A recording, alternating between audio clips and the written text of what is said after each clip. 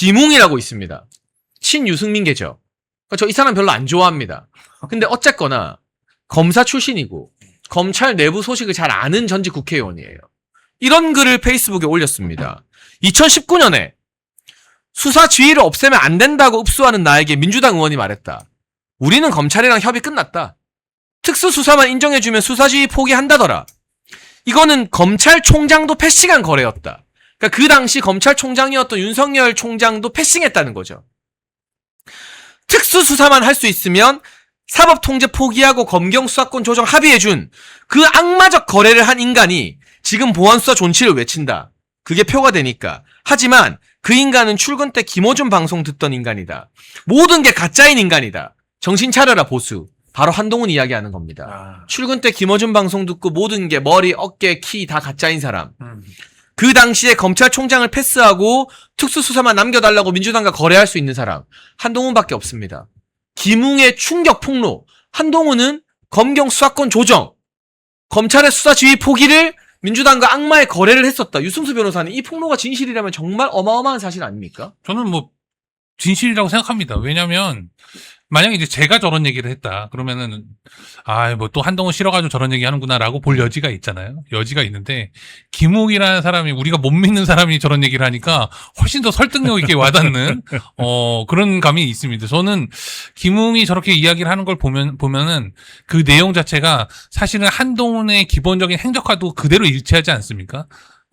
이 어떠한 겉으로 보여지는 것과 뒤에서 이야기하는 것이 완전히 다른 것이죠. 실제로 그 당시에 이제 한동훈이 했던 어떠한 그 마음의 속내는 검찰이 실제로 사건 가지고 장난칠 수 있는 부분, 권력에 영합할 수 있는 부분만 보장을 해주면 난 그거 가지고 검찰 조직이야 어떻게 되든 간에 그걸 가지고 정치를 하겠다 이렇게밖에 안 보이는 거거든요. 그런 내용은 충분히 한동훈이라는 사람을 고려할 때 할 수 있는 이야기다. 그게 바로 김웅의 입으로 이번에 확인된 것이다. 그렇게 보여집니다. 한동훈이가 배지를 달고 여의도에는 들어왔지만 이자가 할 수 있는 일은 하나도 없어요. 맞습니다.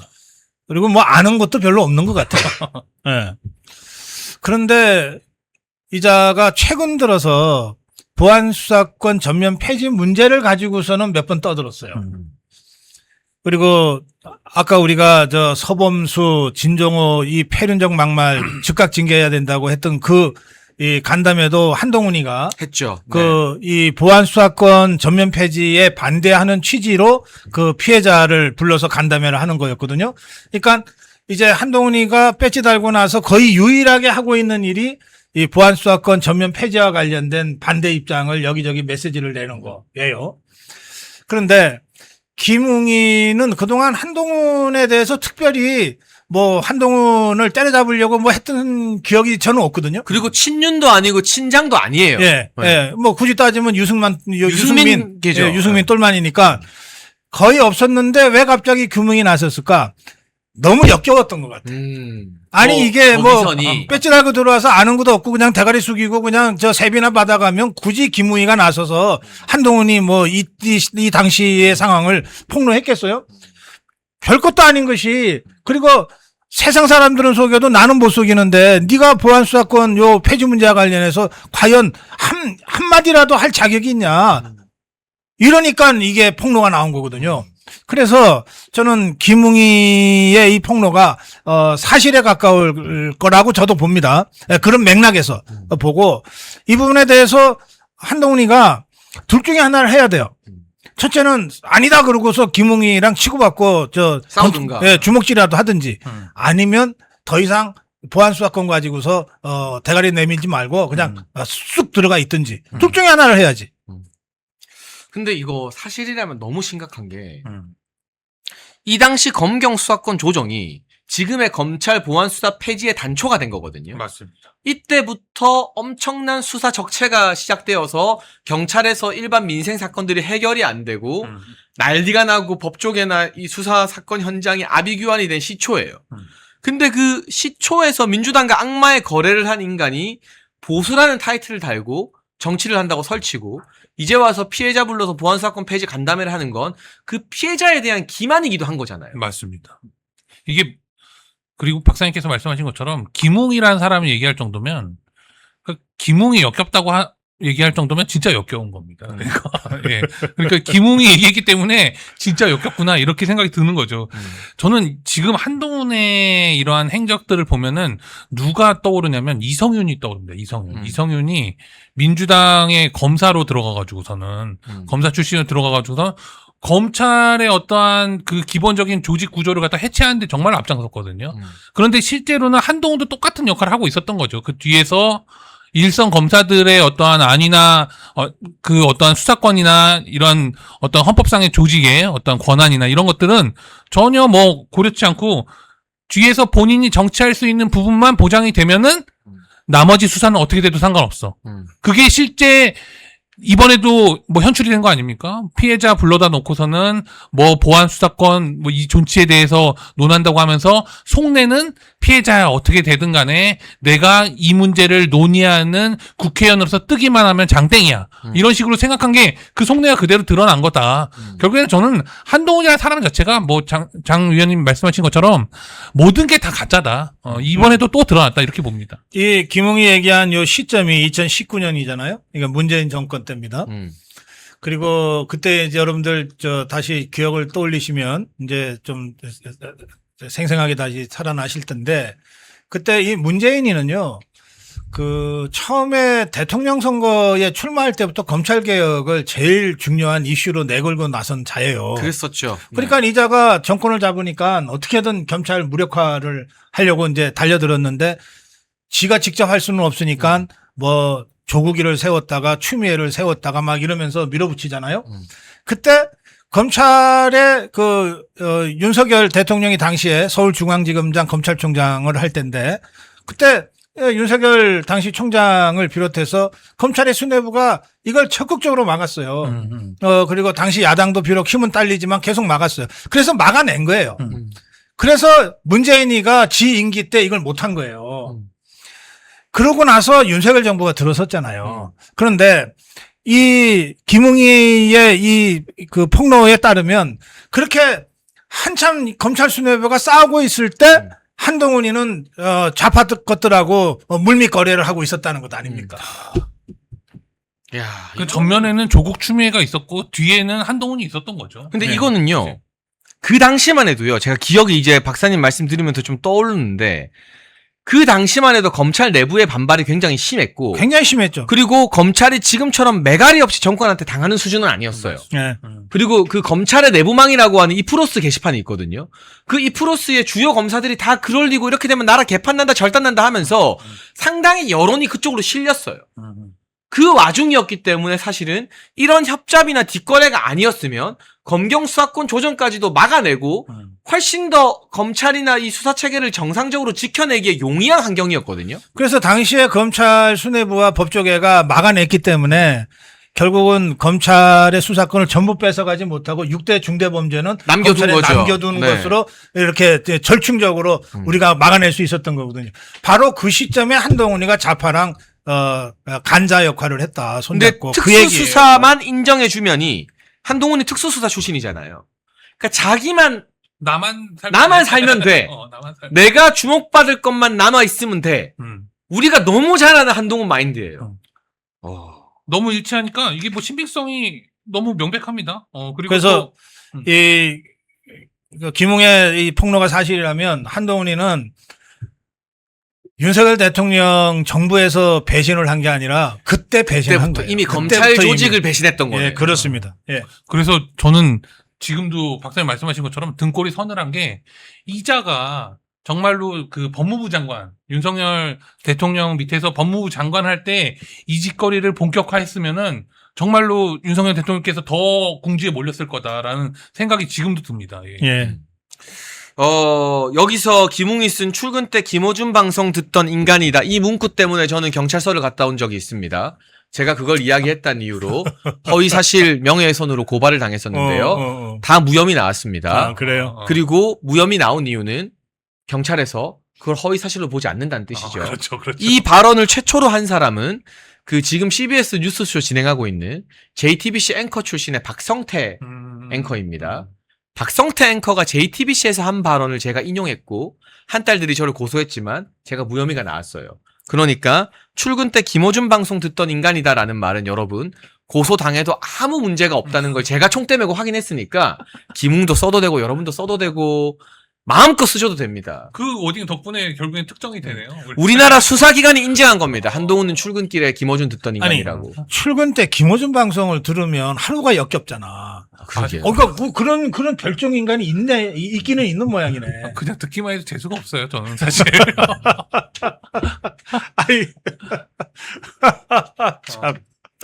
나중에 김어준이 한동훈 인터뷰하는 걸 한번 보고 싶네요. 네. 그동안에 숨어왔던 팬심을 어떻게 드러내나. 아니 네. 그리고 이 집단은 한동훈 집단은 정말로 웃긴 게 한동훈 본인이 또 고소를 못해요. 이렇게 막 그냥 그 밑에 있는 사람들 뭐 자기 지지하는 팬들이라고 하는 그런 분들 통해서만 막 이렇게 괜히 엄한 사람 막 괴롭히고 이런다고. 저 얼마 전에 한동훈 공직선거법 혐의 또 무혐의 나와서 기사 많이 났잖아요. 많이 났죠. 그것도 한동훈 쪽 이제 변호사들이 고소한 거더라고요. 그러니까 왜 자기가 고소를 못하느냐. 자기가 해야지, 자기가. 이게 최악의 하청 정치거든요. 아, 무슨 정말. 용역 깡패 쓰는 것도 아니고 할 말이 있고 고소 고발할 게 있으면 자기가 하면 되지. 그거 무혐의 뜬 덕분에 무혐의 기사만 한 100개 나면서 또 망신 당한 거잖아요. 망신 당한 거죠. 그리고 여러분께 재미난 소식 하나 알려드리면 얼마 전에 그 술 취해서 방송 나가는 걸로 유명한 신지호 씨가 저를 고소했는데요. 제가 제기했던 신지호 씨 어벤져스 정치자금법 위반이 허위 사실이고 무고다. 이것도 전부 다 제가 무혐의 받았습니다. 네. 신지호 씨 정치자금법 위반 같은 경우는 구글에서 자료를 제공하지 않아서 경찰이 수사를 더 못해서 어쩔 수 없이 무혐의 처분했다고 합니다. 하지만 저의 의혹 제기가 합당한 근거가 있고 나름의 일리가 있기 때문에 신지호가 저를 고발한 것도 다 무혐의 나왔습니다. 네. 뭐 이거는 연전연승이시네. 네, 뭐 요새 이거 따로 페이스북에 적을 정도도 안 되는 그 신조라는 사람의 어떤 책임이나 이런 게 뭐 제가 따로 페북에 언급할 정도의 인물은 아니잖아요. 그래서 그냥 여러분께 기쁜 소식으로 알려드립니다. 저는 한 달에 한 번씩 경찰서 가요. 거의. 다음 달에 또 좋은 소식이 있겠네요, 그러면. 그러게요. 네, 좀 안 갔으면 좋겠는데 제가 총대 메고 여러분 그 친한계나 한딸들의 고소 고발을 앞에서 다 막아서고 있습니다. 네. 우리 총대매는 우리 장해찬 최고를 응원하신다면 멸콩천사 회원이 되시죠. 그렇습니다. 네. 자막 나오고 있죠. 네. 9939-1144로 문자 주시면 멸콩천사 회원 가입 네, 다 받아드립니다. 저희 지금 마지막 주제로 넘어가야 되는데요. 지금 한미 안보가 완전 위기에 달려 있다. 지금 우리 1군단에서 미군의 드론을 잘못 오인해서 쏠 뻔한 게 한두 번이 아니다. 그리고 1군단장 잘랐는데 알고 보니까 그 사람이 비육사 출신이더라고요. ROTC. 네, 그리고 오늘 이재명이 육사에 대해서 또 무슨 말을 한 게 있습니다. 정말 놀랄 노자인데요. 그 이야기 하기 전에 광고 하나만 더 볼게요. 7,000분 넘게 보고 계신데 한 분도 빠짐없이 구독과 좋아요 눌러주십시오. 잠깐 광고 보고 오겠습니다. 멸콩TV는 이재명 정권의 독재에 맞서 행정, 입법, 언론의 자유를 지키기 위해 노력하고 있는 채널입니다. 여러분의 후원은 채널 운영과 대한민국의 진실을 알리는데 큰 힘이 됩니다. 우리의 자유와 미래를 지켜갈 수 있도록 멸콩천사에 가입해 주시고 멸콩TV를 응원해 주십시오. 가입 및 후원을 원하시는 분들은 아래 배너의 전화번호나 댓글 링크로 문자 또는 가입 신청해 주시면 멸콩TV 더 좋은 출연진들과 함께 항상 좋은 방송을 만드는데 큰 도움이 되겠습니다. 멸콩천사 후원 가입 많은 관심 부탁드립니다. 네, 여러분 모두 좋아요 눌러주셨을 거라고 믿습니다. 지금 대진년이요. 오산 미군기지에 무단 침입을 했대요. 미칠 공군을 박살내자. 이거는 이적 아닙니까? 한미동맹인 건데. 변호사님, 이 대진년한테는 어떤 법리가 적용될 수 있죠? 이 정도면? 아니, 일단 대진년은 뭐 이적을 넘어서 이거는 그냥 적국 그 자체다. 저는 그렇게 생각을 합니다. 원래부터 사실 적국을 위해서 만들어진 조직이잖아요. 이 대진년이라는 데가 그렇게 과대평가할 조직은 아니긴 합니다만 대진년은 간단히 말씀드려서 이들은 사실 뭐 3단계로 이 사람들을 양성한다 그러더라고요. 첫 번째는 그냥 뭐 광화문 광장에서 1인 시위 같은 거 하다가 두 번째는 경찰서 앞에서 그냥 불러준 대로 줄줄줄 읽는 기자회견 같은 걸 합니다. 그리고 세 번째 단계가 이제 미군 기지에 이제 무단 침입하는 게 이제 마지막 그 훈장 같은 거죠. 저 사람들한테. 그래서 저걸 그냥 뭐 거의 뭐 여러분들 아시는 것처럼 무슨 정기적인 행사처럼 해요. 저 미군 기지에 쳐들어가는 거를. 그래서 우리가 대진년에 대해서는 사실 뭐 높게 평가하거나 이럴 필요는 전혀 없습니다만 이걸 그대로 두고 있는 정권에 대해서는 심각한 문제다 이렇게 봐야 되는 거죠. 대한민국 국군의 정상적인 작전, 김용현 장관님 사건이나 아니면 윤석열 대통령 30년 선고받은 무슨 무인기 전단 작전에 대해서 일반 이적이라고 평가하고 있는 이 황당한 판결이 있었잖아요, 얼마 전에. 그런데 그런 사건들은 일반 이적이라고 보면서 지금 미군 기지에 이렇게 무단 침입하고 한미동맹 해체해라 막 이런 식으로 얘기하고 있는 사람들은 당연히 적국인 북한에게 이득이 되는 자들이죠. 이런 사람들이 이적죄가 아니면 뭐가 이적죄겠습니까? 그런데 대한민국의 수사기관과 사법기관은 황당하게도 지금 윤석열 대통령과 김용현 장관의 무인기 전단 작전이라는 이 아주 정상적인 지극히 자위권적인 측면에서 아주 정당한 이 작전을 두고 일반 이적죄로 평가하고 있습니다. 한두 가지 좀 이제 생각해 봐야 될 대목이 있어요. 우선, 그러니까 미 대사관은 미국 영토로 간주되잖아요. 맞습니다. 미군 기지도 미국 맞죠. 영토로 간주되거든요. 그래서, 미 대사관을 불법적으로 침입했다. 그러면, 미국이라는 나라에 대한 적대적 도발로 간주된단 말이에요. 그럼 미군 기지도 마찬가지죠. 그러면 군이라고 하는 건 다 매뉴얼이 있는 겁니다. 그렇죠. 자, 우리 군도 보세요.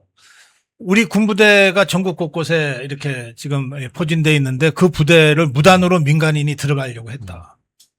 그거 우리 매뉴얼에 입각해서 처리할 거 아닙니까? 그러면 일단 수화하고 누구냐? 서라.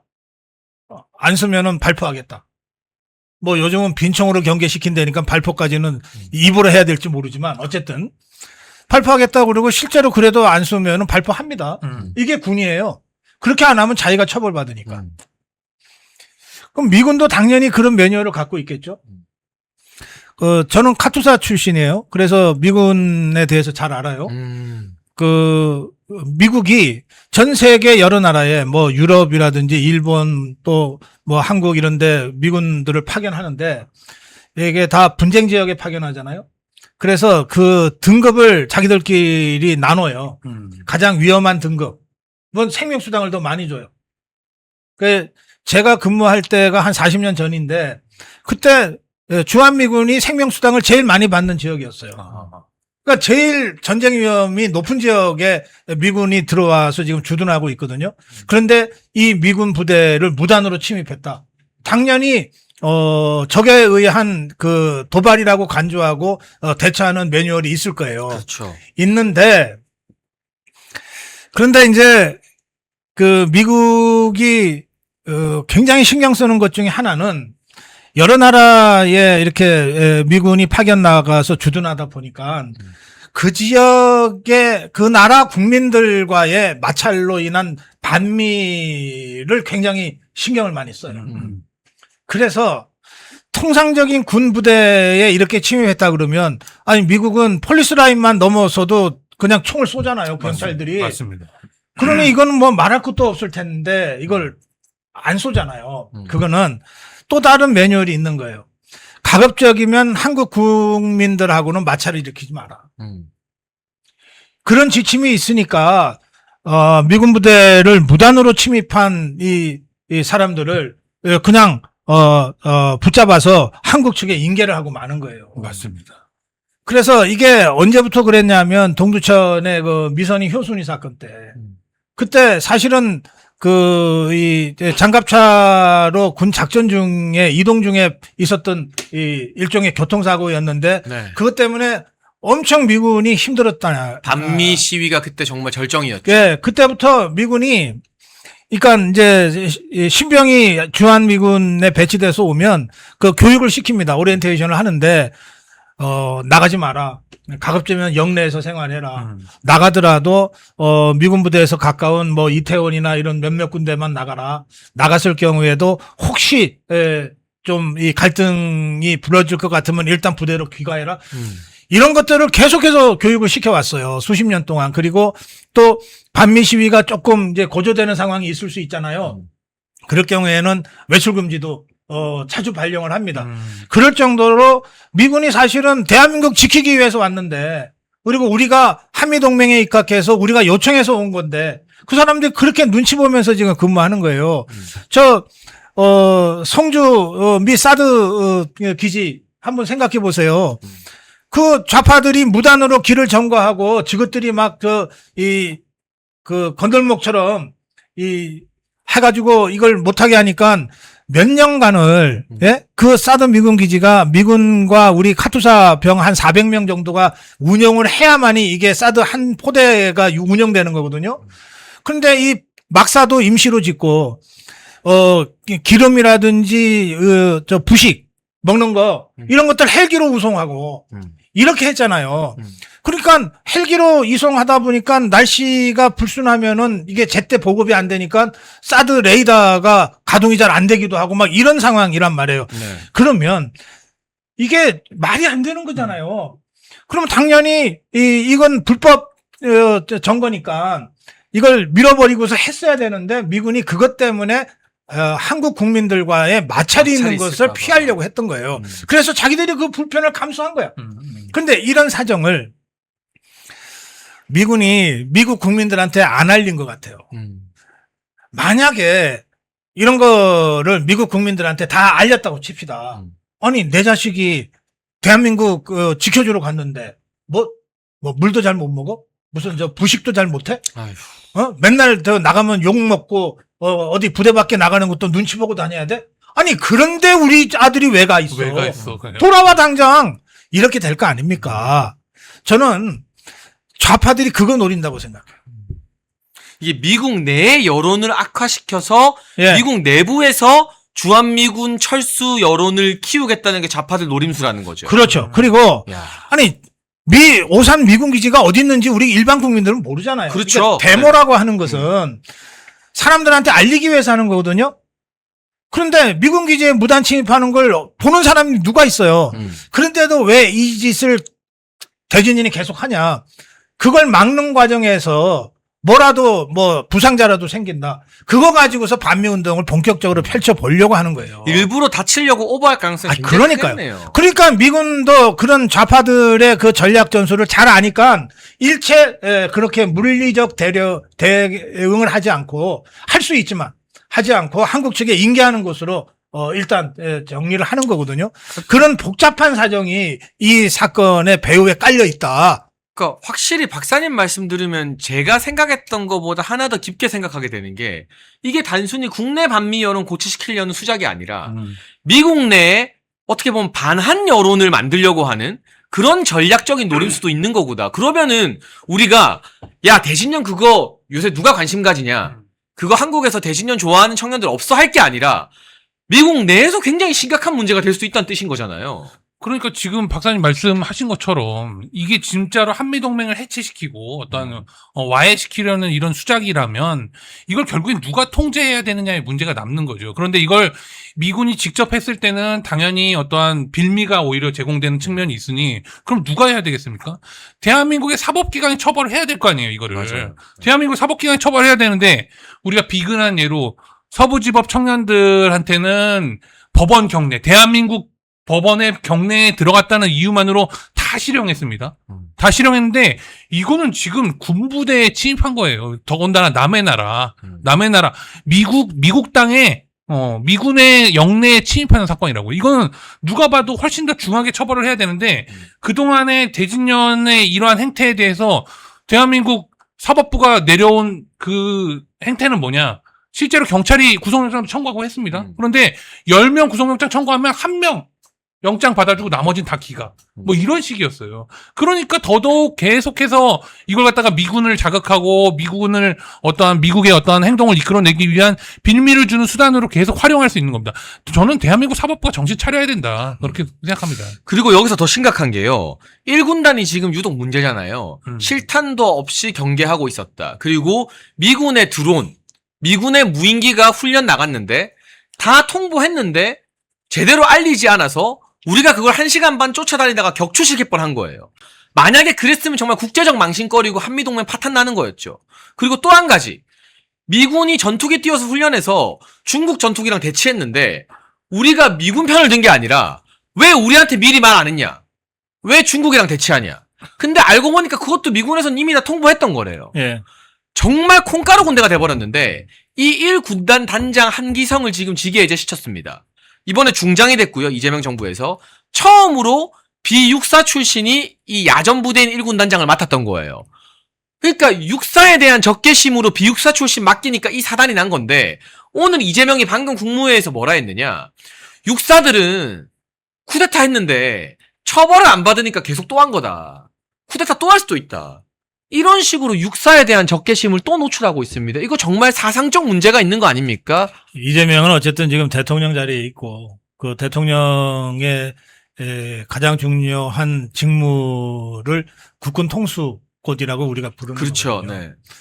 그러니까 전쟁 때는 이재명이 국군 통수권자가 되는 거예요.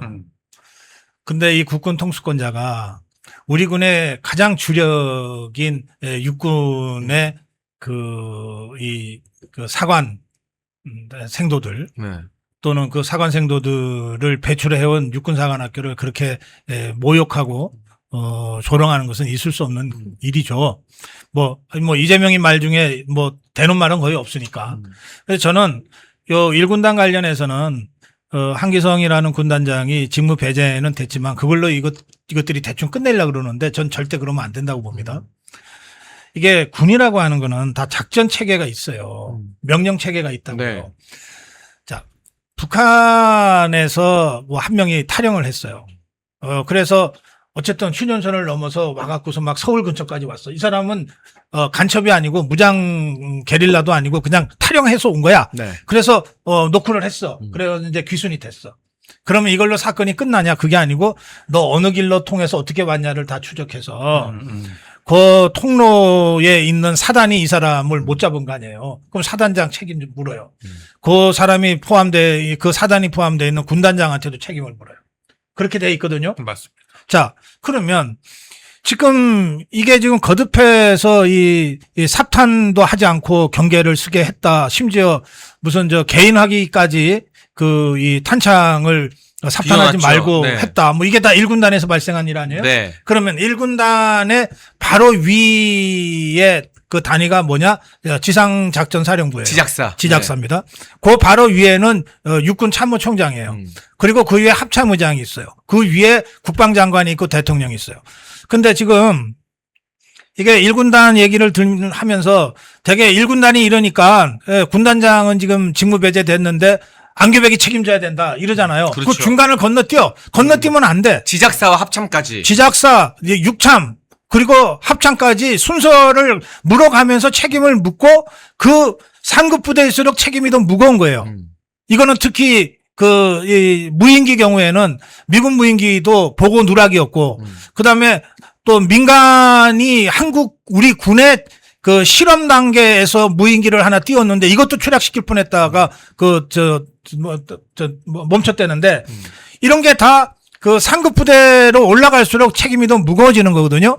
그렇게 해서 안교배까지 가고 그 위에 이재명까지 가야 된다. 그래서 중간을 건너뛰면 안 된다. 그 말씀을 제가 드리고 싶은 거예요. 굉장히 중요한 대목입니다. 이게 1군단과 지작사 사이에 제대로 된 정보 교류나 보고 체계도 완전히 망가져 있는 게 1군단만의 탓이 아니라 지작사 책임도 있는 거죠. 그럼요. 예. 근데 이런 육사에 대한 이재명의 적개심, 안규백이 무리하게 3사 통합을 밀어붙이는 것도 결국 이재명 때문이었구나라는 게 확인이 된 건데 어떻게 보세요? 이게 이적이고 여적이죠. 이게 뭐겠습니까? 저는 황당하게 그지없는 거죠. 아니, 대한민국의 국군 통수권자라는 사람이 국군에 대해서 적개심을 품고 있다. 이게 적국하고 통모하지 않았으면 어떻게 이런 발상 자체가 가능하겠습니까? 그리고